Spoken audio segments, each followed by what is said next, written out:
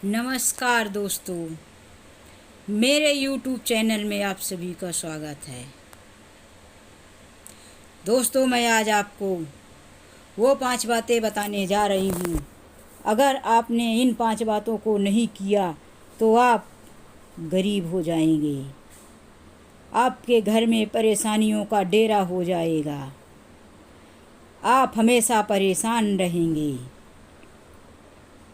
पहली बात यह है कि आपके बेडरूम में रखा हुआ बेड गलत दिशा में है, उसका सिर गलत दिशा में है, उसके पैर गलत दिशा में है। अगर आपने बेड की दिशा नहीं बदली तो आपके घर में मुसीबतों का डेरा रहेगा। दूसरी बात है कि आपके घर में बना हुआ किचन गलत दिशा में है। अगर आपने किचन नहीं बदला, दूसरी जगह नहीं किया, तो आपके घर में धन की कमी हो जाएगी, आपको खाने की भी कमी पड़ेगी।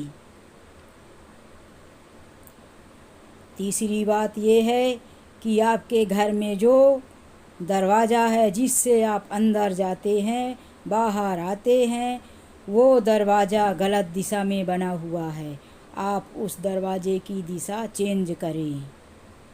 दोस्तों, मैं ये नहीं बोल रही हूँ, ये तो वो बोल रहे हैं जिसके पास हम भटक रहे हैं, पूछने जा रहे हैं कि हमारे घर की दिशा कैसी है, हमारे घर का माहौल ख़राब है, हमारे घर में लड़ाई झगड़े हो रहे हैं, हमारे घर में धन की कमी पड़ रही है। जिसके पास हम ये तांत्रिकों के पास ये पूछने जा रहे हैं, वो लोग हमें बता रहे हैं, ये मैं नहीं बता रही हूँ आपको। मैं ये नहीं कहती कि आप श्रद्धा ना रखें, आप श्रद्धा रखें, पूजा पाठ करें, दान धर्म करें, बड़े बुजुर्गों की सेवा करें, अपने माता पिता को खुश रखें, जो गरीब हैं, बच्चे हैं, बड़े हैं, उन पे हमेशा दया करें, एक अच्छे इंसान बने। लेकिन अंधविश्वास में ना भटकें।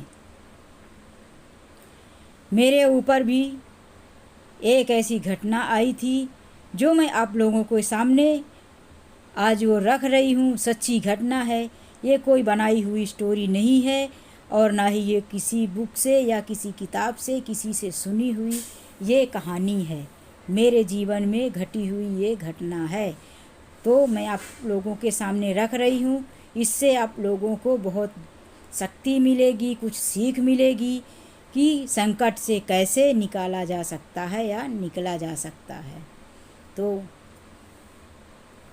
गाइस, मैं अपने ससुराल में थी, मैं अपने घर में थी, मेरे पति घर पे नहीं थे, वो मुंबई में ही रहते थे और मैं गांव में थी। जहां मेरा ससुराल है वो गांव एरिया ज़्यादा है, वहाँ पे ग्रामीण भोले भाले लोग रहते हैं। श्रद्धा और अंधविश्वास अभी मैं ये सबको तो नहीं बोल सकती, लेकिन कुछ तो है जो सोच सकती हूँ कि कुछ कमी है। अभी मैं अपने घर की बात कर रही हूँ कि मेरे घर में मेरे सास और ससुर जी थे, दोनों बहुत ही भोले भाले थे उस टाइम पर, अभी भी हैं। मेरे अभी ससुर जी नहीं हैं, लेकिन जो भी थे तो भक्ति और पूजा के नाम पर तो बहुत ही भोले भाले थे, बहुत ही श्रद्धालु थे। कोई कुछ भी बोल देता था श्रद्धा के नाम पर तो तुरंत मान जाते थे। उसी टाइम की बात मैं बता रही हूँ कि मेरे घर पे एक बहुत बड़े साधु महाराज, अपने आप को बताने वाले, मेरे गांव में घूम रहे थे। बोले, मैं बहुत बड़ा साधु हूँ, मैं काशी से आया हूँ, मेरी वहाँ पे बहुत बड़ी सेना पंडा है और अब मैं ग्रामीण क्षेत्र में, गांव में लोगों की सेवा करने के लिए निकला हूँ, उनको अच्छे रास्ते दिखाने के लिए निकला हूँ। तो वो महाराज जी भटकते हुए मेरे घर पे भी आए और भटकते हुए मैंने क्या बोलूँ कि वो तो सबके घर में जाते थे, 2-2 3-3 दिन रुकते थे और मेरे घर पे भी आए। तो महाराज जी मेरे घर में दूसरे टाइम, शाम इवनिंग के टाइम में आए, शाम के टाइम में तो मैंने महाराज जी का अच्छे से स्वागत किया। मेरी सासू माँ और मेरे ससुर जी देखे तो उनको ऐसा लगा कि काशी जी से भगवान मेरे घर पे पधारे हुए हैं, उनकी अच्छी से सेवा होनी चाहिए। मुझे बोल दिए, खास चेतावनी दिए कि महाराज जी की सेवा में कोई कमी नहीं होनी चाहिए। घर में तू है तो तू ही महाराज जी की अच्छी से सेवा करेगी। तो मैं बोली ठीक है मम्मी, मुझसे जो हो सकेगा वो मैं करूँगी। मैं महाराज जी की सेवा में कोई कमी नहीं आने दूँगी। तो मैंने अच्छे से खाना बनाया और जब मैं खाना बनाने जा ही रही थी तो महाराज जी बोले कि मैं तेल से बना हुआ भोजन ग्रहण नहीं करता, मुझे देसी घी का भोजन चाहिए। तो मेरे घर पे अच्छा था, संयोग था, थोड़ा ज़्यादा ही देसी घी पड़ा हुआ था, रखा था। तो उससे मैंने पूड़ियाँ बनाई, सेवई बनाई, खीर बनाई और सब्जी बनाई। आलू परवर की सब्जी थी, वो मैंने सब सादा खाना बनाया, देसी खाना बनाया। महाराज जी खाना खाए और बोले बहू तो खाना बहुत अच्छा बनाती है, पर इसके अंदर गुस्सा बहुत है, ये गुस्से में लगता है हमेशा रहती है। तो मैं बोली महाराज जी ऐसी बात नहीं है, मेरा भगवान ने चेहरा ही ऐसा बनाया है कि मैं गुस्से में दिखती हूँ, तो मैं क्या करूँ, मैं ऐसे ही हूँ, मैं गुस्सा नहीं कर रही हूँ। लेकिन महाराज जी का इस तरह से रात में घर पे आना और रात में रुक जाना मुझे पसंद नहीं था। लेकिन मैं क्या करती, एक अच्छी बहू होने का फ़र्ज़ निभा रही थी, सास ससुर का कहना मान रही थी। और जबकि घर में कोई नहीं था तो मैं उन्हें घर पे नहीं रखने देना चाहती थी, माफ़ कीजिए। फिर महाराज जी रात को खाए पिए और कुछ प्रवचन वगैरह बोले तो मेरे ससुर जी और सास जी वहाँ पे बैठ के सबने सुना और मैं भी बैठी, मुझे भी सुनना ही पड़ा। मुझे उस महाराज जी पर भरोसा नहीं हो रहा था, उनकी बातों पे मुझे गुस्सा आ ही रहा था, लेकिन मैं कुछ कर नहीं सकती थी, मेरे बस में कुछ नहीं था। मैं अगर कुछ बोलती तो मेरी सास और सासू माँ ही बोलती कि पढ़े लिखे होने का गलत फ़ायदा उठा रही है, अपने आप को बहुत होशियार समझ रही है, घर में आए हुए महाराज जी का अपमान कर रही है, तो इससे समाज में आसपास के लोगों में मेरा नाम खराब होता। इसीलिए मैंने चुप रहना ही अच्छा समझा कि जो है वो मैं कर देती हूँ। तो मैं गुरु जी के स्वागत में कोई कमी नहीं की, उनका अच्छे से स्वागत किया। दूसरे दिन जब सुबह हुई तो महाराज जी के लिए मैंने पानी दिया। नहाने को महाराज जी बोले, मैं गर्म पानी से नहाता हूँ, ठंडी का टाइम चल रहा था। तो बोली मैं बोली ठीक है महाराज जी, मैं आपके लिए पानी गर्म कर देती हूँ। और लाइट गई हुई थी, ग्रामीण क्षेत्र में हमेशा लाइट चली जाती है, तो वहाँ पे सुबह लाइट गई हुई थी। तो मैंने हैंडपम्प मेरे घर पे पास में ही है, तो मैंने हैंडपम्प चलाया, अपने लिए पानी लिया, घर के लिए पानी लिया और सास ससुर के लिए भी पानी निकाला। और मिश्रा महाराज जी थे तो उनके लिए भी पानी निकालना पड़ा, तो वो मैंने किया। उसमें भी मैं थक गई तो मुझे और भी गुस्सा आ रही थी। तो मुझे लगा कि अभी महाराज जी नहाएंगे, खाना खा के जाएंगे।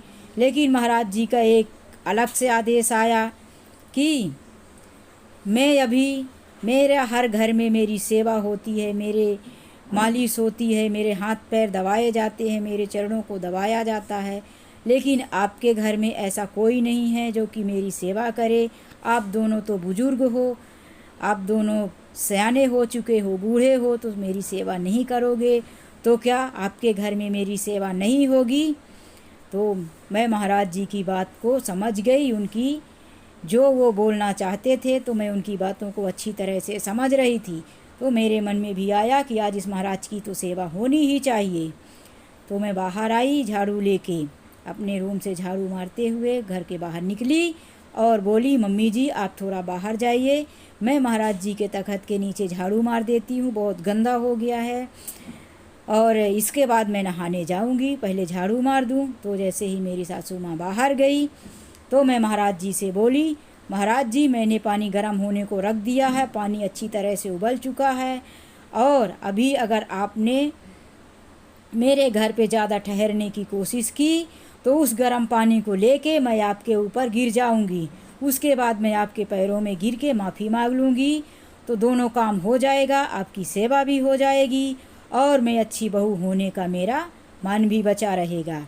उसके बाद मैं अपने सास ससुर से भी माफ़ी मांग लूँगी, क्योंकि मैं अपने सास ससुर को तो नहीं समझा सकती, उनके मन में आपके प्रति जो अंधविश्वास भरा हुआ है, लेकिन मैं आपको अच्छी तरह से समझ गई हूँ और समझ रही हूँ। मैं इस गांव में कम रहती हूँ, मुझे सब पता है, मैं सिटी से हूँ, तो शहर से ही हूँ, मुझे सारी बातें पता है।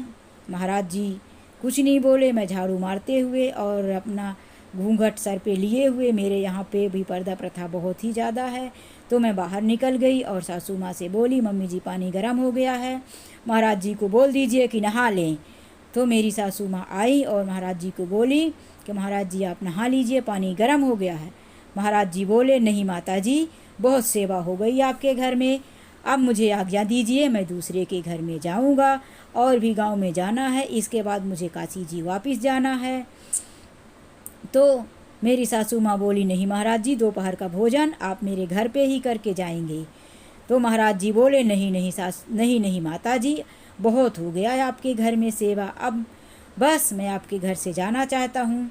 तो महाराज जी जल्दी जल्दी अपना झोला बैग पैक किए और चल दिए। तो मेरी सासू माँ बोली, ठीक है, आप दोपहर के भोजन के लिए दान दक्षिणा मेरे तरफ से ले लीजिए। तो मेरी सासू माँ ने उन्हें कुछ अनाज अन्न दान किए और मुझे बोली कि तुम कुछ कर रही हो अपनी तरफ से, तुम्हारे पास भी कुछ है तो दे दो। तो मैं बोली, मैं पैसा देती हूँ मम्मी जी, क्योंकि दान दक्षिणा इस अनाज में आप लोग मेहनत करते हो, मैं तो बराबर घर पे रहती नहीं हूँ, इसमें मेरा कोई मेहनत नहीं है, तो मैं अपनी तरफ से पैसे दे देती हूँ। तो मैंने महाराज जी को पैसे दिए। महाराज जी इतने डरे हुए थे कि मुझसे पैसे भी नहीं ले रहे थे। मैं बोली, महाराज जी आप डरिए मत, पैसा ले लीजिए, अब मैं कुछ नहीं करने वाली हूँ, आप जा रहे हैं तो आराम से जाइए, ये मैं अतिथि समझ के आपको पैसे दे रही हूँ, इसमें मेरी कोई चाल नहीं है, मैं सिर्फ आपको पैसे ही दे रही हूँ। तो महाराज जी किसी तरह से मेरे हाथों से पैसा लिए और मेरे घर से रवाना हो गए, फूट लिए निकल गए। तब जाके मेरे मन में शांति आई और मेरा अच्छी बहू होने का मान भी बचा रहा और मेरे घर पे आई हुई समस्या भी टल गई। तो गाइस, अगर आप लोगों के साथ भी ऐसा कुछ है तो हिम्मत से काम ले, आप लोग घबराए नहीं, समझदारी से काम ले, सब ठीक हो जाएगा। तो फिर इसी तरह से 2-3 दिन बीत गया। महाराज जी तो मेरे घर से चले गए, मैं अपने घर में अच्छे से ठीक से थी, अपना घर का काम की, सास ससुर के साथ थी, घर पे ही रही। लेकिन 2-3 दिनों के बाद, 3 दिन तो हो ही गए थे, 3 दिन के बाद मेरे ससुर जी ही बाहर गए हुए थे और वो आके आंगन में बैठे और बोलने लगे कि अरे सुनती हो, मेरी सासू माँ को बोले कि बहुत बड़ी गड़बड़ हो गई, बहुत बड़ी भूल हो गई हम लोगों से, हम लोग तो बहुत बड़ी गलती करने जा रहे थे। तो मेरी सासू माँ बोली कि बताओगे क्या हुआ, कि बस बोलते ही जाओगे, क्या गलती कर दिए, क्या किए। ससुर जी बोले, मैंने कुछ नहीं किया, वो जो मेरे घर पे महाराज जी आए थे, वो महाराज जी आज दूसरे टोला में जाके पिट गए। वो महाराज जी वहाँ गए और वहाँ उनका मैं नाम और पता और इस वीडियो में नहीं बोल रही हूँ, तो उन्होंने नाम के साथ बताया कि उनकी बहू ने पीट दिया महाराज जी को। महाराज जी जैसे मेरे घर पे सेवा करने को बोल रहे थे, फिर पता नहीं क्या हुआ, अचानक से चले गए। लेकिन उसके घर में उसकी सेवा के लिए, महाराज जी की सेवा के लिए उनकी बहू आई और उनके पैर दबाने लगी, सेवा करने लगी। तो महाराज जी उनके साथ बदतमीजी किए, नीच हरकत किए, उनका घूंघट वगैरह कुछ खोले होंगे, पर्दा कुछ तो बदतमीजी किए। तो उनकी बहू वहीं पे किसी का पुराना फटा हुआ जूता पड़ा था, उसी जूते से महाराज जी को पीटना चालू की और उनके बैग वगैरह निकाल के जब महाराज जी बाहर निकले तो सारा सामान बाहर फेंक दी। सारा मोहल्ला इकट्ठा हो गया, महाराज जी को लात घूंसों से पीटा।